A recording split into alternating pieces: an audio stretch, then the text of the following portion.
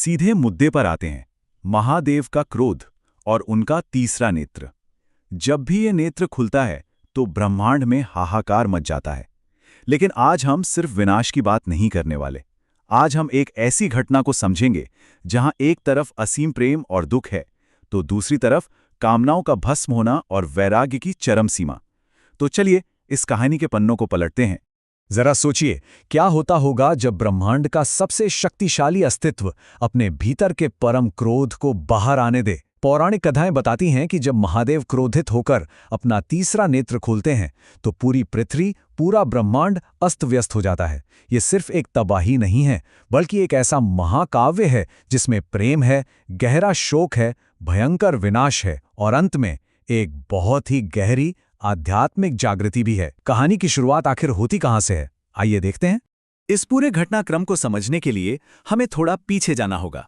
सब कुछ शुरू हुआ दक्ष प्रजापति के उस भव्य यज्ञ से। अहंकार में आके दक्ष ने भगवान शिव और अपनी ही पुत्री सती को छोड़कर बाकी सभी देवी देवताओं को आमंत्रित कर लिया। ये कोई छोटी मोटी भूल नहीं थी, ये एक जानबूझकर किया गया घोर अपमान था। और इसी एक घटना ने एक ऐसा सिलसिला शुरू किया जिसने पूरे ब्रह्मांड का संतुलन ही बिगाड़ कर रख दिया। पहले सती की त्रासदी, फिर शिव का महाविनाशकारी तांडव और आखिर में उनका सब कुछ छोड़कर गहरी समाधि में चले जाना। सती के लिए अपने परम पूजनीय पति यानी महादेव का ये सार्वजनिक अपमान बर्दाश्त के बाहर था। उस असहनीय दुख और वेदना में उन्होंने एक ऐसा कदम उठाया जिसने सबको स्तब्ध कर दिया। सती सीधे यज्ञवेदी में कूद गईं और आत्मदाह कर लिया। यकीन मानिए, ये वो पल था जब पूरे ब्रह्मांड की गति मानो रुक सी गई। ये कोई आम घटना नहीं थी। शिव और शक्ति के मिलन से सृष्टि का जो संतुलन बना हुआ था वो पूरी तरह चकनाचूर हो गया। और इसी अपार दुख ने जन्म दिया उस प्रलयंकारी क्रोध को जिसकी कल्पना भी नहीं की जा सकती। जैसे ही सती के आत्मदाह की खबर महादेव तक पहुंची, उनके भीतर मानो एक प्रलय जाग उठी। क्रोध की उस चरम सीमा पर उन्होंने अपनी जटाओं से बालों का एक गुच्छा उखाड़ा और पूरी ताकत से जमीन पर दे मारा। यहीं से उत्पत्ति हुई महाभयंकर वीरभद्र और भद्रकाली की।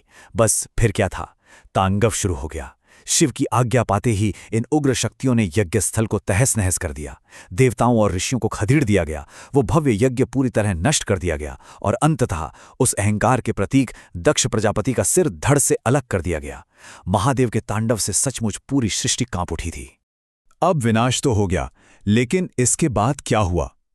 इसके बाद छा गया एक बेहद गहरा सन्नाटा, एक गहरा वैराग्य। देवता बहुत घबराए हुए थे। वे शिव को शांत करने पहुंचे। देवताओं के समझाने बुझाने पर महादेव शांत तो हो गए, लेकिन सती के चले जाने का शोक इतना गहरा था कि वे इस सांसारिक दुनिया से पूरी तरह विरक्त हो गए। परम शांति की तलाश में वे गंगा तमसा के पवित्र संगम पर चले गए और वहां जाकर एक ऐसी अनंत गहरी समाधि में लीन हो गए जहां कोई हलचल नहीं थी, कोई इच्छा नहीं थी, बस पूर्ण और नितांत शून्यता। और ठीक यहीं पर कहानी में आता है एक बहुत बड़ा मोड़। शिव पुराण के अनुसार एक तरफ तो शिव अपनी गहरी समाधि में लीन थे, लेकिन दूसरी तरफ ब्रह्मांड पर एक नया संकट मंडरा रहा था, तारकासुर। इस दानव ने हर तरफ आतंक मचा रखा था। परेशानी ये थी कि तारकासुर को एक वरदान मिला हुआ था जिसके मुताबिक केवल भगवान शिव की संतान ही उसका वध कर सकती थी। अब देवताओं के सामने एक नामुमकिन से चुनौती आ खड़ी हुई। एक ऐसे देव को ध्यान से बाहर कैसे निकाला जाए जो पूरी तरह वैराग्य में जा चुका है? मजबूर होकर देवताओं को एक बहुत ही जोखिम भरी योजना बनानी पड़ी। इस योजना में हमें दो बिल्कुल विपरीत शक्तियों का एक जबरदस्त टकराव देखने को मिलता है। ध्यान दीजिए, एक तरफ हैं परम तपस्वी शिव जो पूरी तरह वैराग्य, शून्यता और अचूक स्थिरता में हैं, और दूसरी तरफ हैं देवताओं द्वारा भेजे गए कामदेव जो मोह, इच्छा, प्रेम और भावनाओं को जगाने वाले देवता हैं। कामदेव का मिशन बहुत साफ था, शिव के भीतर उस सांसारिक इच्छा को फिर से जगाना। इसके लिए उन्होंने शिव के तपोवन में बिना मौसम के ही वसंत ऋतु ला दी और अपने पुष्प बाण तैयार कर लिए। ये सच में परम निवृत्ति और परम प्रवृत्ति के बीच का एक बहुत बड़ा ब्रह्मांडीय युद्ध था। और फिर आता है इस पूरी कथा का चरमोत्कर्ष। जैसे ही कामदेव का वो मायावी बाण भगवान शिव को छूता है, महादेव की वो अनंत समाधि टूट जाती है। अपने ध्यान में इस तरह का विघ्न पड़ने से शिव इतने ज्यादा क्रोधित हुए कि उन्होंने बिना एक पल गवाए अपना तीसरा नेत्र खोल दिया। उस तीसरे नेत्र से अग्नि की एक ऐसी महाभयंकर ज्वाला निकली कि इससे पहले कोई कुछ समझ पाता या क्षमा मांग पाता, प्रेम और इच्छा के देवता कामदेव वहीं राख के ढेर में बदल गए। ये पल साबित करता है कि महादेव की एकाग्रता भंग करने का अंजाम कितना खौफनाक हो सकता है। अग्नि तो शांत हो गई, लेकिन अपने पीछे छोड़ गई अपार दुख। कामदेव की पत्नी रति अपने पति को यूं पल भर में भस्म होते देख बेसुध होकर गिर पड़ी। जब उन्हें होश आया तो उनका रोना और विलाप पूरे वन में गूंज उठा। देवता भी बुरी तरह डरे हुए थे और दुखी थे। सबने मिलकर महादेव की स्तुति की, दया की भीख मांगी। उन्होंने समझाया कि देखिए, कामदेव का कोई निजी स्वार्थ नहीं था, ये सब तो सृष्टि को बचाने के लिए किया गया था।